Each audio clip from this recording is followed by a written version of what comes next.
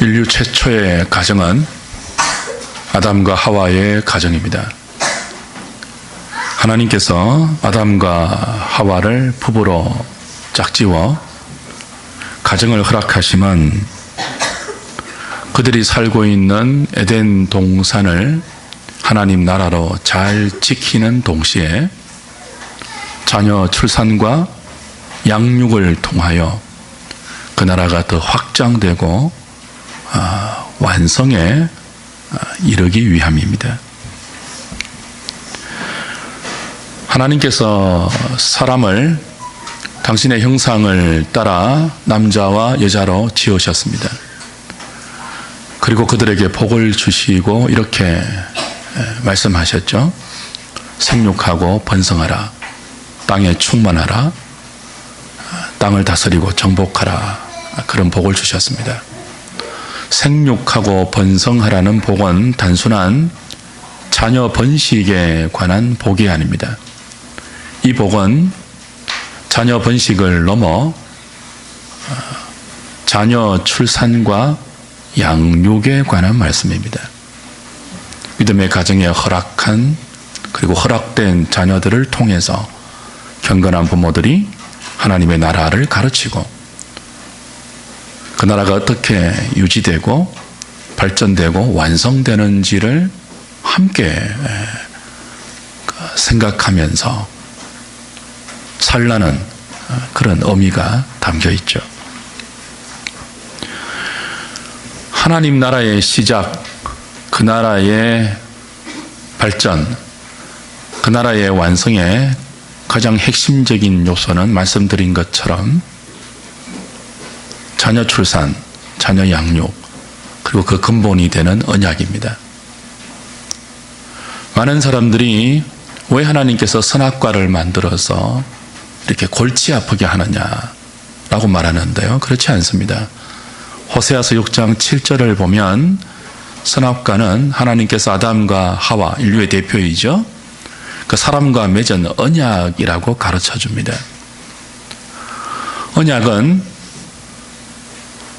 하나님의 형상으로 지음받은 인생이 단순한 피조물이 아니고 하나님의 사랑의 대상임을 가르쳐주는 외적인 정표예요. 이 언약을 통해서 하나님은 그의 백성들을 다스립니다. 그의 백성들은 이 언약을 통해서 하나님의 사랑을 받습니다. 그 언약이 굉장히 중요하죠. 이 언약이 없으면요, 인간은 그냥 하나님의 피조물에 불과해요. 하나님을 사랑할 수 없어요. 언약이 없으면.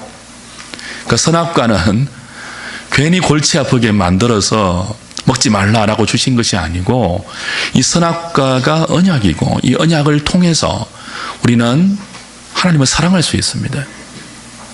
내가 하나님의 종이 아니고 사랑받는 존재이구나 하는 것들을 선악과를 보면서 할 수 있어요.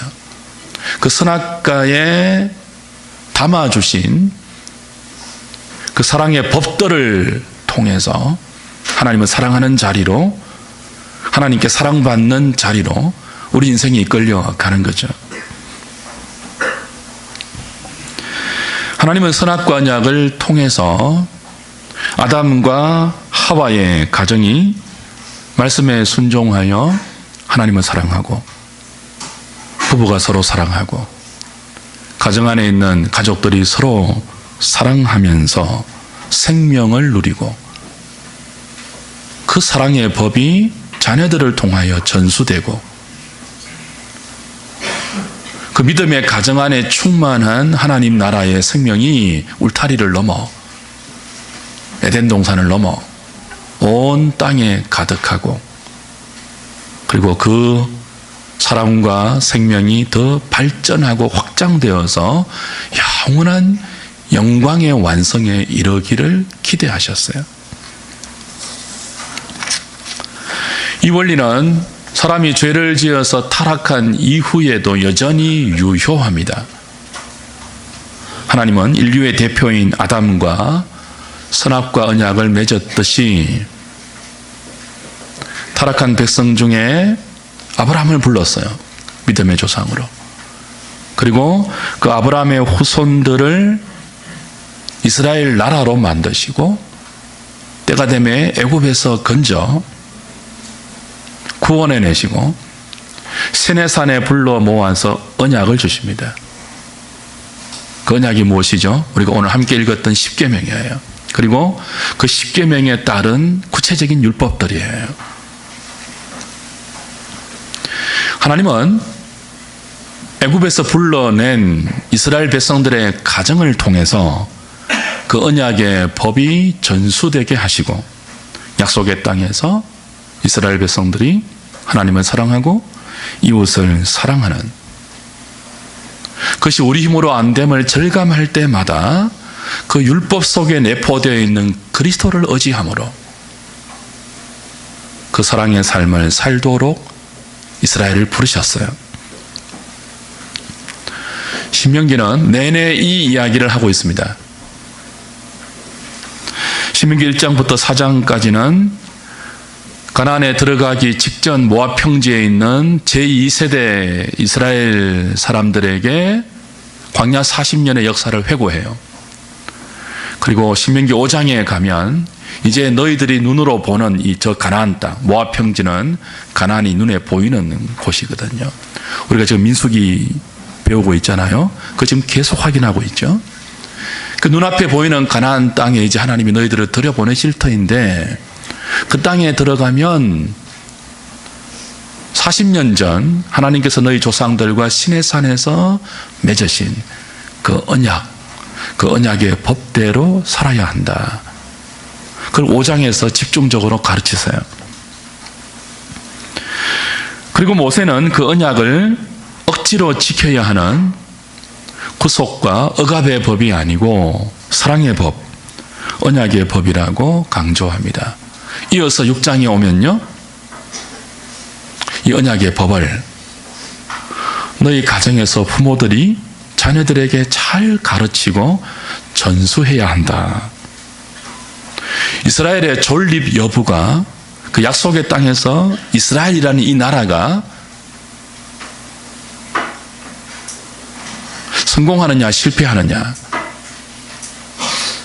그 존폐의 여부가 여기에 달려있다고 6장은 강조해요. 신명기 6장 5절 함께 읽었는데요. 6장 5절만 다시 한번 볼까요? 같이 읽겠습니다. 시작. 너는 마음을 다하고 뜻을 다하고 힘을 다하여 내 하나님 여호와를 사랑하라. 하나님이 원래 인생을 하나님의 형상으로 지었을 때는 이런 인생을 기대하셨습니다. 모든 인생은 이렇게 살도록 지원받았어요. 하나님을 사랑하되 마음을 다하고 뜻을 다하고 힘을 다하여 사랑하는 존재, 그렇게 지었어요. 그런데 우리가 알다시피 이렇게 사는 인생이 아무도 없어요. 모두가 하나님이 아닌 자기를 사랑하죠. 세상을 사랑하고요, 쾌락을 사랑하고, 그리고 그 모든 것을 살 수 있는 돈을 사랑해요. 사랑의 방향, 사랑의 내용이 전부 왜곡되고 비뚤어져서 하나님 사랑, 이웃 사랑이 아닌 자기 사랑, 세상 사랑, 쾌락 사랑, 돈 사랑으로 어긋나 버렸습니다. 죄가 만들어 놓은 비참한 인생의 현실입니다. 하나님은 이런 세상에서 아브라함을 불렀습니다. 그리고 이스라엘을 만드셨습니다. 그리고 때가 되어서 애굽에서 그들을 건져내었습니다. 그리고 하나님을 사랑하고 이웃을 사랑하라는 시내산 언약을 십계명과 더불어 그들에게 주셨습니다. 이 법을 통해서 나는 너희들의 하나님이 되고 너희는 내 백성이 된다 말씀하셨습니다.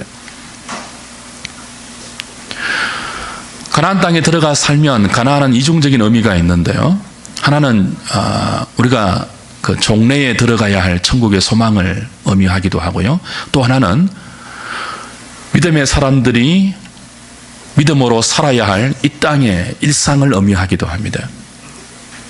애굽에서 건진받은 것은 구원을 의미하죠. 구원받은 백성들과 하나님은 언약을 맺어서 가나안 땅으로 들여보내요. 이렇게 살라라고 들여보내요. 그러니까 가나안 땅은 믿음의 사람들이 구체적으로 살아내어야 하는 우리의 가정과 직장과 우리의 일상을 의미해요.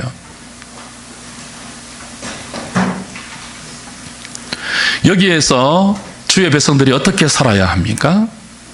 6장, 신명기 6장 1절, 2절, 3절 볼까요? 이는 곧 너희의 하나님 여호와께서 너희에게 가르치라고 명하신 명령과 규례와 법도라. 신명기 5장 전체가 십계명을 말하는 것인데요, 그걸 이야기하는 거예요.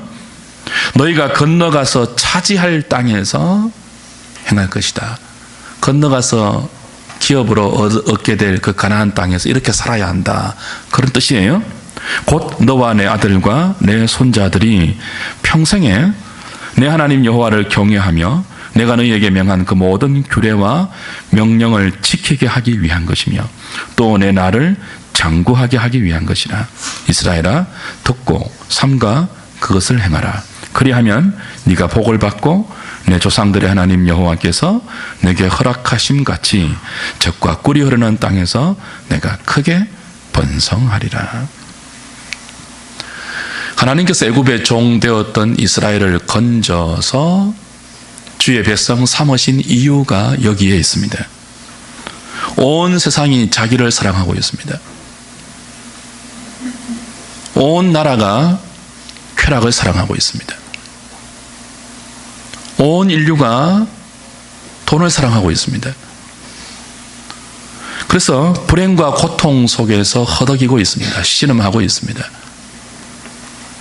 그런데 이런 세상 속에 하나님이 만드신, 하나님이 새롭게 빚으신 새로운 나라, 새로운 족속이 등장했어요. 그 이름이 이스라엘입니다. 하나님의 백성이에요. 언약 백성이에요. 이들은 다르게 삽니다. 온 세상이 자기를 사랑해서 다른 사람도 힘들게 하고 함께 고통하고 함께 신음하는 그런 현장인데, 그 속에 하나님을 사랑하고 이웃을 사랑하는 전혀 다르게 사는 한 새로운 민족이, 한 새로운 나라가 등장합니다. 이들이 하나님이 주신 언약의 법을 따라서 사는데 하나님께서 복을 주십니다. 언약의 법을 따라 사는 새로운 나라, 새로운 민족, 새로운 종족인 이스라엘을 보면 너무나 아름답고 존귀하죠. 물고기는 물에 있을 때 물고기대로 삽니다. 물고기처럼 삽니다. 물 안에 있어야 자신의 아름다운 자태를 뽐내며 비늘을 번쩍이며 자유롭게 헤엄칠 수 있죠. 그게 물고기의 삶입니다. 물 안에 있어야 제대로 사는 거예요. 물고기인데 물 밖에 나오면 어떻게 됩니까? 잠시 숨을 헐떡이며 팔딱거리겠죠. 그러다가 곧 죽습니다. 하나님 사랑, 이웃 사랑이라는 이 언약의 법을 벗어난 인생은 자기를 사랑하고 세상을 사랑하고 그 안에서 자기 마음대로 사는 것처럼 보이지만 사실은 어떤 삶이에요? 물을 벗어난 물고기처럼 팔딱거리는 것에 불과해요. 그렇게 살다가 80년, 100년 살면 죽어요. 죽고 영원한 지옥에서 팔딱거려요.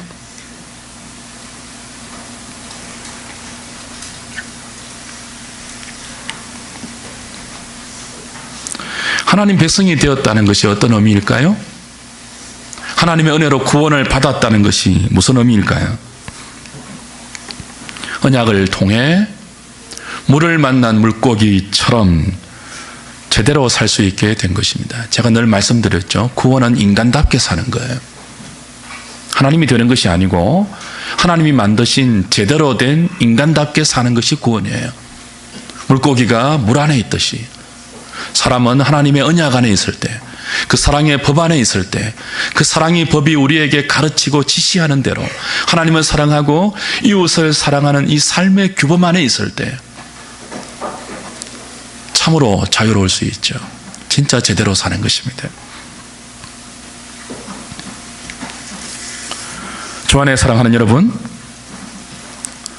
성경은 믿는 부모들에게 이 하나님의 법을 가르치라고 강조합니다. 부모들이 자녀들에게 이 언약의 법을 가르치고 이 언약의 원리, 그 언약에 의해서 우리에게 허락되는 하나님 나라를 설명하기 위해서는 부모들이 먼저 이 언약을 알아야 돼요. 이 법을 알아야 돼요. 먼저 배워야 돼요. 그래서 오늘 함께 읽은 이 본문은 부모를 향한 하나님의 엄중한 요구입니다. 너는 마음을 다하고 뜻을 다하고 힘을 다하여 내 하나님 여호와를 사랑하라고 했죠. 5절에. 거기 너는 이 누구입니까? 자녀들이 아니에요. 1차적으로 부모예요. 부모들이 먼저 이 말씀을 부지런히 듣고 마음에 새겨야 합니다. 우리가 왜 부름받았고 왜 애굽의 그 종된 자리에서 지금 여기에 하나님의 자녀라는 이름으로 존재하는지, 그리고 왜 우리가 가나안 땅에 들어가서 그 땅을 기업으로 삼고 그 땅에서 이 법대로 살아야 하는지를 부모들이 먼저 이해해야 돼요. 그리고 새겨야 돼요. 마음에 새겨야 돼요. 금방 잊어버리니까. 온 세상이 그렇게 살지 않으니까 마음에 새겨야 돼요.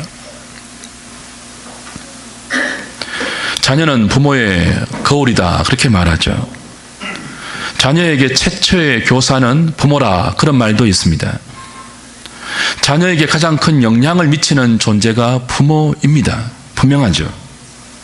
그래서 그리스도인 부모들은 자신의 가정이라는 울타리에서 하나님이 허락해 주신 자녀들이 볼 때 우리 엄마 아빠는 하나님을 사랑한다,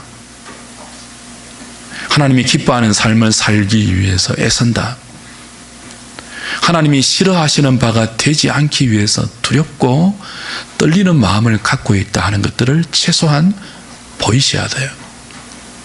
이게 완전하지는 않겠지만 연약하고 부족해서 때때로 그렇게 살지 못하는 모습이 있다 할지라도, 그렇기 때문에 그리스도를 의지하고 그렇게 살기 위해서 애쓰는, 믿음으로 분투하는 모습을 자녀들에게 보여야 돼요.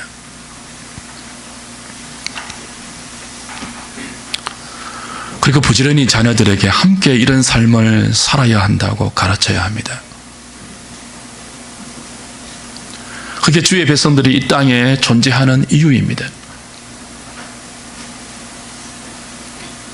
이 땅에서 여러분이 누구보다 잘 먹고 잘 살기 위해서 우리는 주의 백성으로 부름받지 않았습니다. 오직 주의 자녀들만이 살 수 있는 언약의 법 안에서의 제대로 된 인생. 꽃이 햇볕을 받으면 활짝 피죠. 활짝 핀 꽃이 얼마나 예쁩니까? 아름답습니까? 하나님의 사랑을 향하여서 우리 인생이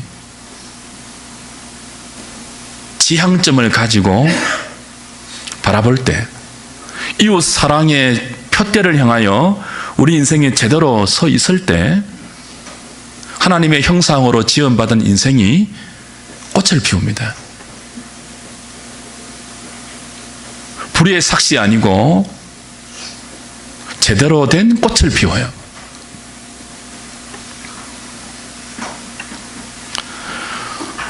우리 자녀들이 그런 꽃핀 인생을 살도록 가르치는 의무가 부모에게 주어져 있습니다. 부모의 가장 큰 책임이며 사명이죠. 18세기는 남자를 발견했습니다. 19세기는 여자를 발견했다고 하죠. 20세기는 누구를 발견했다고요? 어린이를 발견했대요.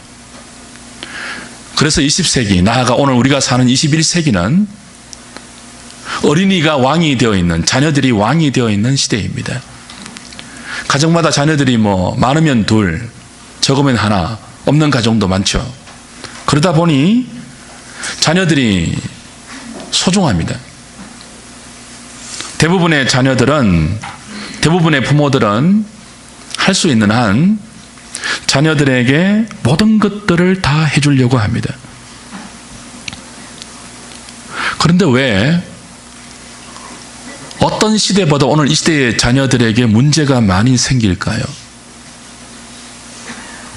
자녀를 위한 부모의 끔찍한 마음 소돔이 바른 신앙교육과 바른 인성교육으로 이어지지 않고 맹목적인 사랑으로 나아가기 때문이죠. 많은 부모들이 자녀 양육에 대한 마땅한 부모의 직무를 유기하고 있습니다. 그냥 학교에게 다 맡기고 교회에게 다 맡기고 심지어 학원에 다 맡기고, 왜 하나님께서 자녀를 우리에게 허락해 주셨는지를 잊어버리고 살고 있죠. 사랑하는 여러분,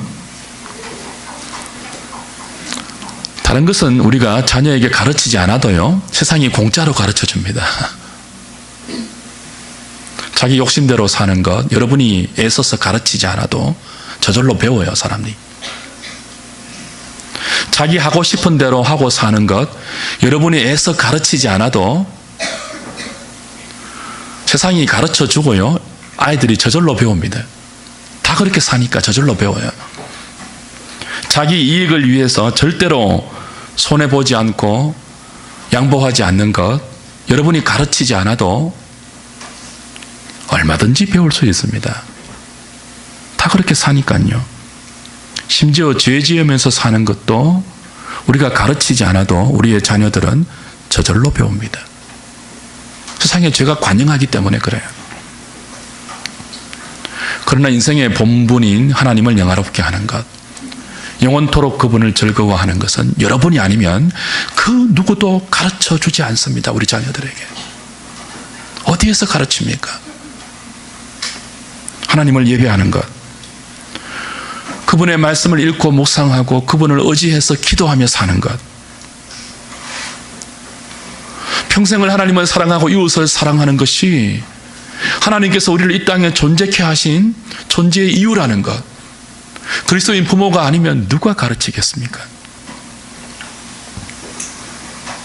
다른 것 다 가르쳐도 저와 여러분이 우리 자녀들에게 이것 가르치지 않으면 우리는 부모의 직무를 유기하는 것이죠. 저는 지금 여러분들이 지금까지 직무 유기했습니다, 이런 구중을 하기 위해서 이 설교를 하는 것이 아닙니다. 지금이라도 바른 부모의 직무를 할 수 있다는 말씀을 드리려고 하는 것입니다. 하나 더 있죠. 우리가 자녀들에게 가르치는 것, 또 우리가 하나님에게 부지런히 배워서 우리에게 허락된 자녀들에게 전수해야 할 것 하나 더 있습니다. 첫 번째는 하나님 사랑하는 거죠. 마음을 다하고 힘을 다하고 뜻을 다하여 하나님을 사랑하는 거예요. 크고 첫째 되는 계명이에요. 하나 더 있죠. 뭡니까? 이웃을 사랑하는 것입니다. 하나님은 인생을 혼자 살도록 짓지 않았습니다. 남자와 여자로 지었습니다. 아담이 홀로 독처하는 것이 좋지 못하여 아담을 깊이 잠재우고 그의 갈비뼈로 하와를 만들어 주셨고, 그 둘이 부부가 되게 하셨고 가정을 이루셨고, 그 가정 안에서 경건한 자녀들이 태어나도록 생육하고 번성할 수 있도록 더불어 살도록 인생을 지었습니다. 우리는 다른 사람과 함께 사는 존재들입니다. 가족이 있고 이웃이 있고 동료가 있습니다. 믿음의 지체들이 있습니다. 친구들이 있습니다. 그렇다면 하나님을 사랑하는 사람이 마땅히 행할 인생의 또 다른 본분이 무엇이겠습니까? 자기만 생각하는 것이 아니고 함께 사는 이웃, 다른 사람을 배려하는 것입니다. 그리스도인 부모는 자녀들에게 이것을 가르쳐야 돼요. 하나님을 경외하는 동시에, 하나님을 사랑하는 동시에 다른 사람을 배려하고 다른 사람과 더불어 사는 법을 가르쳐야 합니다. 네 고집 피우지 마라. 인생은 네 원하는 대로 살 수 있는 것이 아니야. 세상이 다 네 하고 싶은 거 하고 살라고 외쳐도 주변의 모든 흐름이 대세로 그 흐름을 이끌고 가도 인생은 자기 하고 싶은 것대로 살 수 있는 존재가 아니야. 다른 사람을 생각해야 돼. 하나님의 기쁘신 뜻이 무엇인지를 생각해야 돼. 그걸 그리스도인 부모가 가르쳐야 돼요. 언약의 법이 하나님 사랑과 더불어서 이웃 사랑으로 연결되는 이유가 거기에 있어요. 그래서 기독교인이 이기적이 되는 것은 사실 교회가 직무유기하고 있는 거죠. 목사가 직무유기하고 있는 거죠. 우리의 자녀가 이기적으로 사는 것은 부모의 직무유기 때문이에요. 가정 안에서 하나님을 사랑하고 서로 사랑하고 다른 가족들을 배려하고 다른 사람을 위해서 내가 기꺼이 손해보고 양보할 수 있는 법을 배워서 그 언약의 원리가 우리 가정의 울타리를 벗어났어도 가나안 땅에서 함께 사는 불신 세상 속에서도 오직 그렇게 살 수 있는 유일한 존재인 주의 백성들을 통해서 나타나야 되는 것이죠. 세상은 그 어디에서도 자녀들을 그렇게 키우지 않습니다. 어렸을 때부터 다른 아이와 경쟁해서 이기는 법을 가르치죠. 양보하면 살 수 없다고 가르치죠. 야, 이 바보야, 물러 터져서 어떻게 살래? 그렇게 가르쳐요. 그러나 그리스도인 가정에서 부모는 자녀들에게 그렇게 교육하지 않죠. 우리는 자녀들에게 다른 사람을 이기고 다른 사람보다 높아지는 것을 가르치기 전에 다른 사람과 더불어 살고 다른 사람을 배려하고 섬기고 사는 것을 가르쳐야 합니다. 그리고 우리가 부모로서 그렇게 살아야 합니다. 그것이 제대로 사는 것 아닙니까? 그것이 인간답게 사는 것 아닙니까? 왜 세상이 고통스럽습니까? 여당, 야당 때문에 그렇습니까? 미국, 중국, 북한 때문에 그렇습니까? 아닙니다. 자기밖에 모르는 우리의 죄성 때문입니다. 말세의 사람들이 고통하는 때가 오는데 자기를 사랑해서 그렇다고 성경은 말합니다.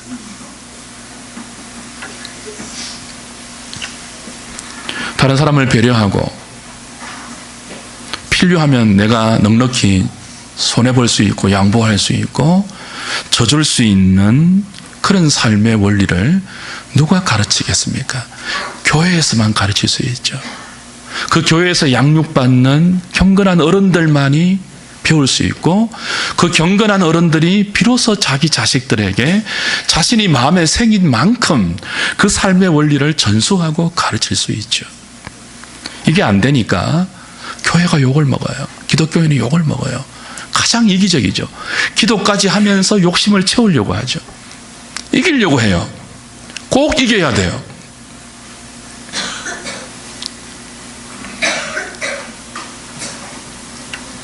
신명기는 모세를 통해서 주시는 이 언약의 법들에 전부 이런 주의 백성들이 살아야 하는 삶의 원리들이 담겨 있다고 말하고 있습니다.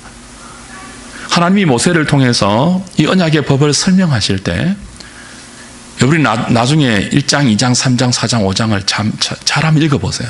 특별히 3장, 4장에 가시면요, 5장에 가시면 이 법을 설명하면서 이 법을 모르고 이 법에 담겨있는 하나님의 언약의 정신과 원리와 그 법대로 살 때 그들이 받는 복의 그 아름다움을 모르고 이 법을 무시하고 외면하고 있는 자기 자녀를 향한 하나님의 안타까움이 절절히 배어 있습니다. 신명기 전체에.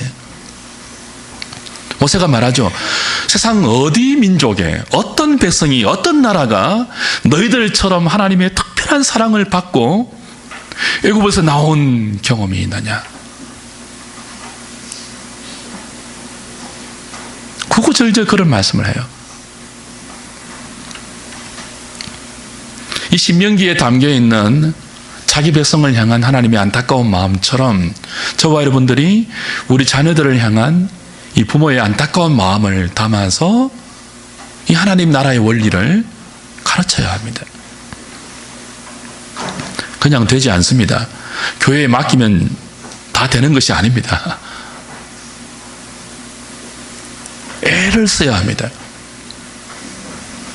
가슴을 졸여야 합니다. 하나님이 지금 애를 쓰고 있잖아요. 광야 40년 동안 말 듣지 않았거든요. 40년 전에 시내산에서 이 언약의 법을 받았는데 가데스 바네아에서 이 언약의 법을 가지고 가나안 땅에 들어가기를 거부했다고요. 그리고 다시 애굽으로 돌아가자고 했다고요. 40년 동안 훈련을 시켰죠. 사람이 떡으로만 사는 존재 아니다. 하나님의 입에서 나오는 모든 언약의 말씀으로 산다. 아무것도 없어도 이 말씀 붙들고 하나님 사랑하고 이웃 사랑하면 하나님이 책임지신다. 그걸 가르쳤어요. 그런데도 아직 잘 알아듣지를 못해요. 우리 자녀들이 공부의 필요성을 모르는 것처럼. 그래서 하나님이 구구절절 이 어리석고 미련하고 연약한 자기 자녀들을 향하여서 안타까움과 뜨거움과 그 열심과 사랑을 담아서 너희들이 건너가서 얻을 이 땅에서 이렇게 살아야 한다. 역시 나를 위한 법이 아니고 너희들을 위한 법이야. 너희들이 복받기 위해서 내가 준 사랑의 법이고 언약의 법이야. 이렇게 말씀하고 있는 것이 신명기입니다. 정상적인 믿음의 부모라면 자기 자녀가 예배는 제대로 드리고 사는지, 기도는 하고 사는지, 구원 얻는 믿음이 내 자녀에게 있는지 늘 염려하고 늘 애를 태웁니다. 그렇죠? 그걸 하십시오. 그걸 하셔야 돼요. 그걸 위해서 여러분이 자녀들을 볼 때마다 가슴을 졸여야 돼요. 구원받는 믿음이 있는지 저들에게, 저에게. 도대체 하나님을 아는지,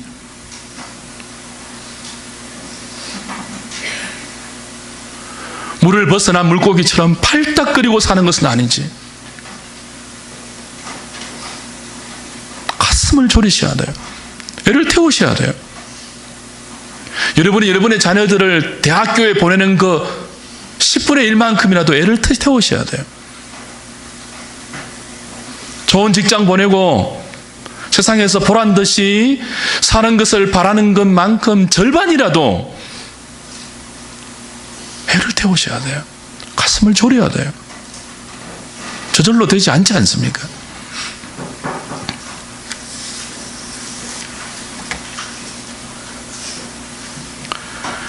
가치관이 혼란스럽고 물질 만능주의로 세상이 함락되어 있고 극도의 이기주의 사상이 팽배한 이 시대 속에서 부모들이 하나님 말씀을 이렇게 가슴에 새겨서 그 말씀을 부지런히 앉았을 때든지 누웠을 때든지 길에 있을 때든지 먼저 부모들이 그것으로 자기 전 인격을 도배해서 자녀들과 함께 이 신앙을 전수하고 이어가지 않는다면 우리 자녀들이 어디에서 이 복된 하나님 백성의 삶의 원리를 배울 수 있겠습니까?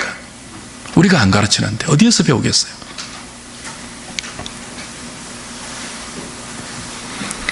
성악을 전공한 여성이 결혼 후 집에서 믿음으로 아이를 키우고 살았습니다. 행복하게 살았어요. 남편의 사랑을 받고 최선을 다해서 교회의 가르침을 따르고 믿음으로 아이를 키우려고 애쓰며 살았습니다. 기쁨이 있었고 행복이 있었어요. 그런데 어느 날 세종문화회관에서 동기가 유학을 다 마치고 귀국 독창회를 했습니다. 친구가 보고 싶기도 하고 또 우정을 생각해서 그 독창회를 보러 갔어요. 근데 웬일입니까? 그 독창회를 보는데 친구가 스포트라이트를 받으면서 무대에서 노래를 하는데 그 친구가 너무 잘나 보이는 거예요. 너무 부러워 보이는 거예요. 결혼도 미루고 유학 간 그 친구가 너무 인생을 잘 선택했다는 생각이 드는 거예요. 동시에 남편 만나 아이 놓고 집에서 아이 키우고 사는 자기는 너무 왜소해 보이는 거예요. 너무 초라해 보이는 거예요. 너무 보잘것없어 보이는 거예요. 그래서 와 찰칵 눈물이 쏟아졌대요. 그 눈물이 주체가 안 되어서 남편에게 들키고 말았어요. 그걸 옆에 있던 남편이 보았죠. 남편의 마음은 또 어떻겠습니까? 자책이 들어서 견딜 수가 없는 거예요. 나같이 능력 없는 남자 만나서 유학도 못 가고 꿈도 못 펼치고 이렇게 찌그러져서 살게 하다니. 그날 밤 남편과 아내는 각자 잠을 이루지 못했습니다. 사랑하는 여러분, 때때로 믿음으로 사는데도 눈에 보이는 영광이 우리 믿음의 길에 좌절과 낭망을 안겨줄 때가 있습니다. 세상에서 스포트라이트를 받는 그 순간을 보는 순간 그게 부러워지면서 시험이 찾아옵니다. 큰 유혹이고 시험이죠. 그런데 여러분, 그렇지 않습니다.